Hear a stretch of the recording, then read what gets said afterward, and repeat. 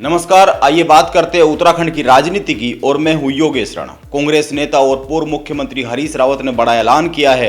कांग्रेस के प्रदेश मुख्यालय राजीव भवन ने हरीश रावत ने बड़ी घोषणा की है और इस घोषणा के तुरंत बाद पूर्व सैनिकों ने कह दिया है कि हरीश जी, आप केवल वही कहना जो आप कर सकते हैं, कर सकने की स्थिति में है। हमारे बीच में वह मत कह देना जिसको आप पूरा करने की स्थिति में ना हो। पूर्व सैनिकों ने कांग्रेस के राष्ट्रीय प्रवक्ता गौरव बल्लभ पंत को भी साफ साफ शब्दों में जवाब दे दिया है। ये मामला क्या है, आइए बताते हैं। हरीश रावत ने क्या बात कही जिस पर पूर्व सैनिकों ने ऐसी प्रतिक्रिया दी है, वह भी राजीव भवन में कांग्रेस के मंच से ही। इसके साथ ही इस पर भी बात करेंगे कि कांग्रेस नेता किशोर उपाध्याय एक बार फिर हरीश रावत के विरोध में क्यों खड़े हो गए हैं, और बात तो यह भी करेंगे कि भाजपा के पूर्व मुख्यमंत्री त्रिवेंद्र सिंह रावत को बाबा केदारनाथ मंदिर में प्रवेश से रोक दिया गया। वहां पर उनके खिलाफ नारे लगने लगे। इसका उत्तराखंड की राजनीति पर क्या प्रभाव पड़ेगा, और त्रिवेंद्र सिंह रावत को बगैर बाबा केदारनाथ के दर्शन के ही वापस लौटना पड़ गया। लेकिन जैसा कि मैंने कहा, सबसे पहले बात करते हैं कांग्रेस के राजीव भवन की। कांग्रेस ने प्रदेश मुख्यालय पर पूर्व सैनिकों को लेकर एक कार्यक्रम का आयोजन किया था। यहां पर पूर्व सैनिकों की मौजूदगी में हरीश रावत ने कहा कि पूर्व सैनिकों की समस्याओं के त्वरित हल और उनका सम्मान स्थापित रखना कांग्रेस का राजधर्म होगा। इसी को ध्यान में रखकर आगामी विधानसभा चुनाव में प्रदेश की 20% सीटों पर पूर्व सैनिकों को टिकट दिया जाएगा। यह घोषणा हरीश रावत ने वहां पर मंच से की। वैसे तो हरीश रावत ने और भी कई बातें बोली, उनका भी जिक्र किया जाएगा, लेकिन पहले यह जान ले कि मंच पर जब माइक पूर्व सैनिकों के हाथों में आया तो उन्होंने क्या कह दिया। वह भी हरीश रावत के मुंह पर ही। पूर्व सैनिकों ने कह दिया कि कांग्रेस पहले अपनी नीति सुधारे। किसी सैनिक की जमीन पर कब्जा होता है तो कांग्रेस भी मदद को आती नहीं दिखाई देती है।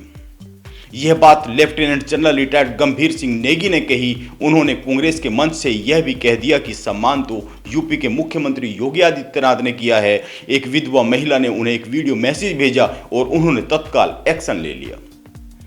बात यहीं पर नहीं रुकी। जनरल रिटायर्ड टीपीएस रावत ने कहा कि पूर्व सैनिक कांग्रेस से दूर हो रहा है। इसकी वजह कांग्रेस की नीतियां रही है। नेहरू जी के वक्त भी ऐसे फैसले हुए जिससे सैनिक कभी संतुष्ट नहीं रहे।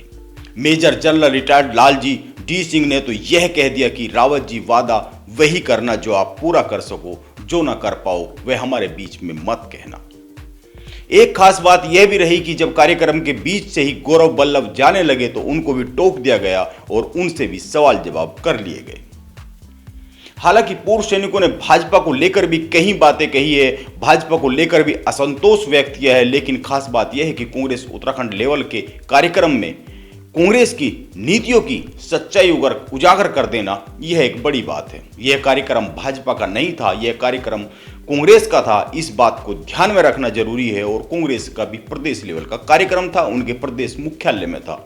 इसको ध्यान में रखना बहुत जरूरी है। आइए अब बात करते हैं किशोर उपाध्याय की। उन्होंने हरीश रावत को कटघरे में खड़ा कर दिया है।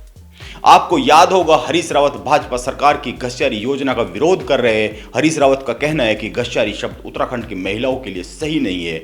वे उसको मान सम्मान से जोड़ रहे हैं। उन्होंने और भी कई सारी बातें कही है जो मीडिया में आ रही है। लेकिन अब कांग्रेस के पूर्व प्रदेश अध्यक्ष किशोर उपाध्याय ने कहा है कि वे हरीश रावत की बात से सहमत नहीं है। वे योजना का नाम घसियारी दिया जाना सही मानते हैं। उन्होंने साफ साफ कह दिया है कि प्रदेश के ग्रामीण क्षेत्रों में लाखों माताएं और बहनें जंगलों से घास लाती है। यदि किसी को यह काम अपमानजनक लगता है तो वह इससे ज्यादा बेहतर विकल्प भी बताए। वह विकल्प की बात करे, केवल और केवल विरोध की बात ना करे। उन्होंने यह तक साफ साफ कह दिया है कि मैं भी जंगलों से घास लेने जाया करता था और मुझे खुद को घसियारा कहे जाने पर कोई आपत्ति नहीं है और कभी आपत्ति रही भी नहीं है। हरीश रावत घर में घिर रहे हैं। वह भाजपा टूट रही है, भाजपा टूट रही है की बात करते हैं, लेकिन कांग्रेस को एक धागे में पिरोने में सफल नहीं होते दिख रहे हैं।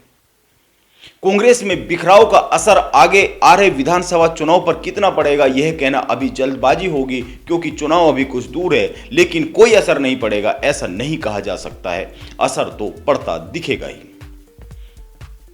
आइए अंत में यह बताते हैं कि क्यों भाजपा के बड़े नेता और पूर्व में मुख्यमंत्री रहे त्रिवेंद्र सिंह रावत को बाबा केदारनाथ में प्रवेश से रोक दिया गया।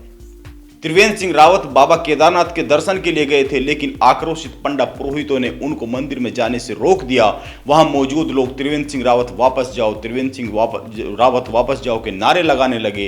पंडा पुरोहित लगातार देवस्थानम बोर्ड का विरोध कर रहे हैं। उनका कहना है कि इससे पंडा पुरोहितों के हितों पर असर पड़ेगा, जबकि मुख्यमंत्री धामी हमेशा कहते रहे हैं कि पुरोहितों के हित प्रभावित नहीं होने दिए जाएंगे। तीर्थ पुरोहितों का कहना है कि देवस्थानम बोर्ड का एक्ट लाकर त्रिवेंद्र सिंह रावत ने सनातन हिंदू धर्म पर कुठाराघात करने का काम किया है। देखते हैं पंडा पुरोहितों के इस विरोध का क्या असर पड़ता है। हालांकि धामी कहते रहे हैं कि इससे उनके हितों पर कोई असर नहीं पड़ेगा। फिर मिलते हैं उत्तराखंड की राजनीति के साथ। नमस्कार।